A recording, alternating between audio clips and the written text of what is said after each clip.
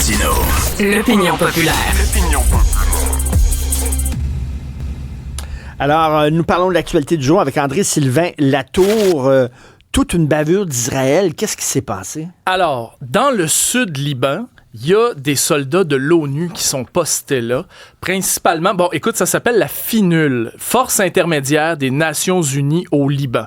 Et là, il y a des casques bleus qui sont là et qui tentent, tant bien que mal, de faire un peu le mur entre les forces libanaises et les forces israéliennes. Alors, Israël a lancé un missile, et même plusieurs missiles, sur une position rapprochée d'un quartier général italien, et ils ont frappé le quartier général italien de l'ONU. Donc, il y a 2 soldats blessés. Ils n'ont craint pas pour leur vie. Ce sont 2 Italiens.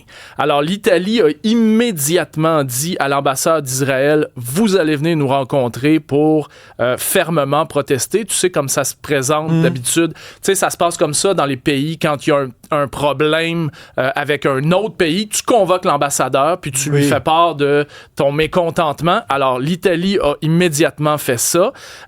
Évidemment, le problème, c'est que Madrid a dénoncé une violation grave du droit international. Les États-Unis sont dit très préoccupés et ils ont dit à Israël de ne pas menacer la force de sécurité de l'ONU, évidemment. Mais ça reste que ça vient jeter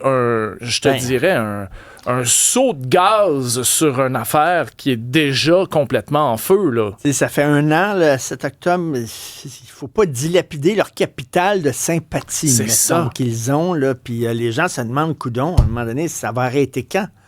Comment exactement? C'est quoi le bout de ça? 8 ans de prison pour un incendiaire qui a causé beaucoup, beaucoup de dégâts. Invraisemblable. Tu te souviens des incendies de 2023 au Québec? La forêt était en feu, fumée partout. La ville de Chapais avait dû être évacuée et tout ça.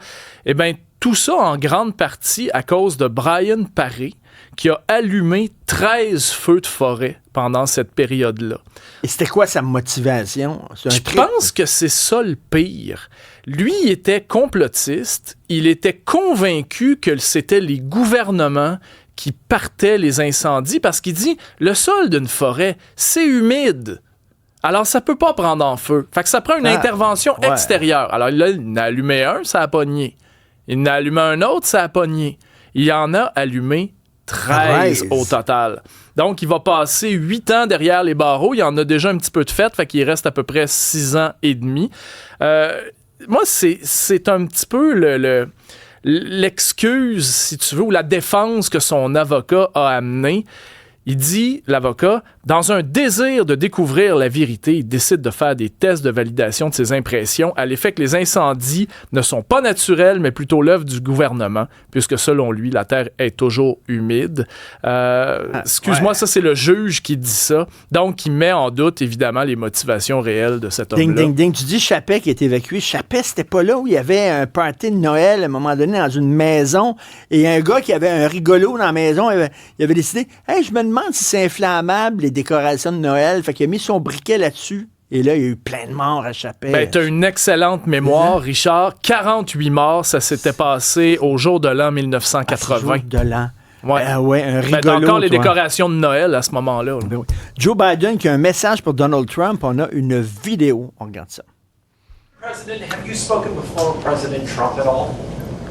Are you kidding me?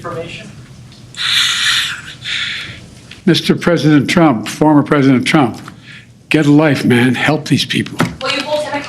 Ça peut pas être plus clair. Alors, tu sais, quand on accuse les républicains et les démocrates de faire de la politique sur ce qui s'est passé en Floride, là, on en a un exemple aussi, disons. Joe Biden n'a pas perdu quand même, en tout cas dans cette vidéo-là, il n'a pas perdu sa vivacité d'esprit, je le précise, dans cette vidéo-là.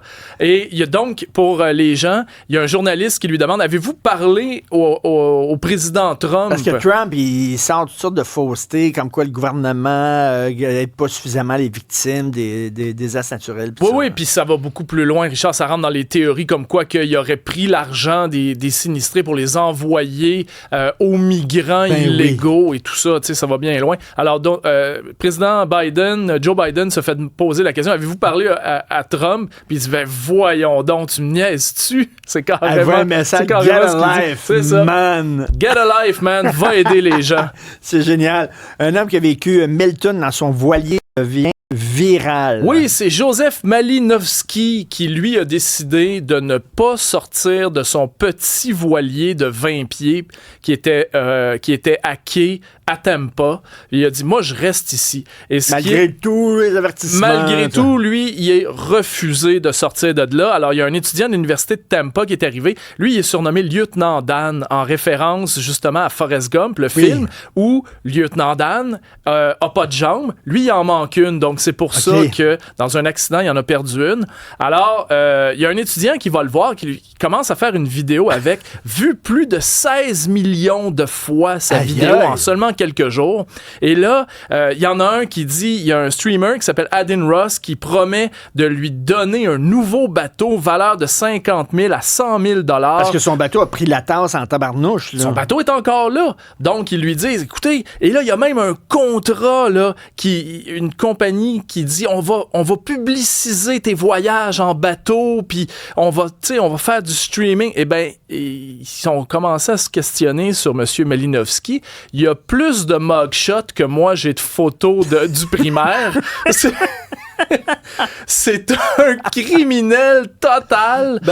Il a même essayé de mettre feu à une femme, Richard, à un moment donné dans sa vie. On parle de trafic, on parle d'introduction par effraction, on parle de vol. Écoute, la liste n'en finit plus. Il est passé comme de héros à zéro en dedans. Ah oui, il y avait même un GoFundMe pour lui, pour qu'il puisse s'acheter, augmenter son bateau et tout ça, s'acheter un nouveau bateau. Écoute, c'est ridicule. Une Sud-Coréenne qui remporte le prix Nobel de littérature. Oui, je veux t'en parler de ça, Richard, parce que je veux avoir ton avis. On parle ici de Han Kang, qui est une Sud-Coréenne qui gagne le prix Nobel, donc, tu l'as dit, de littérature en 2024. Elle a publié 4 livres. On lui donne, si tu veux, ce talent d'écrire de la prose poétique intense qui sait confronter le traumatisme historique et exposer la fragilité de la vie humaine. Maintenant, c'est sûr que l'organisation Nobel donne généralement les prix à... Il y a beaucoup plus d'Occidentaux quand même qui l'ont reçu que d'Orientaux. Et là, ils essaient un petit peu de d'équilibrer. D'équilibrer, exactement. Moi, si je suis au Nobel, c'est pas sûr que je suis capable de lire la langue. Donc, je dois lire une traduction. D'après toi, est-ce que ça rend l'œuvre tout aussi valide? Ou si, dans le fond, c'est le traducteur qui devient un peu... Quelle bonne question intéressante. Le traducteur devient co-auteur. Surtout, elle, c'est de la poésie. Ben, c'est de la prose poétique. Écoute, donc, la formulation des phrases... C'est une sacrée bonne question. Donc, à ce moment-là... Parce que, tu sais, souvent, il y a des livres qui sont mal traduits. On se rend compte, après plusieurs années, qu'ils sont mal traduits, puis il y a une retraduction qui ressort. Les livres de Kundera, ses premiers livres étaient mal traduits en français.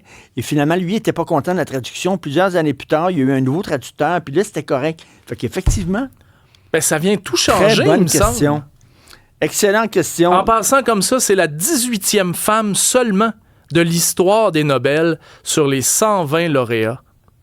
Merci. Écoute, Garth Brooks sur un phallus bien garni à Naples. Peut-être la chaise électrique, le peloton d'exécution ou l'injection létale. Ah ouais donc. Ça, c'est la lettre qu'un prisonnier américain a reçue, puis il y a 10 jours pour décider de son exécution. Fait que tu sais, ça, c'est le genre de patente que tu veux pas avoir. Le gars, Richard Moore, est en Caroline du Sud. Il est condamné pour le meurtre d'un commis. Dans le fond, il a commis un meurtre en 1999. Il est rentré dans un dépanneur, a arraché l'arme, a tiré le gars. Il est condamné. Maintenant, il vient de recevoir sa lettre et on l'avise que la chaise électrique fonctionne et tout le reste. Richard, je ne peux pas te laisser avant de te dire que toute l'équipe est derrière toi aujourd'hui. C'est super gentil. Le gars, on lui donne le choix Comment tu veux mourir exactement? Merci à toute l'équipe. Merci à tous les gens qui m'ont écrit. C'est extrêmement touchant. Philippe Séguin à la réalisation, Max-Émile Sayer à la recherche, Jessica Giraud à la mise en ligne. Merci beaucoup. On se reparle demain.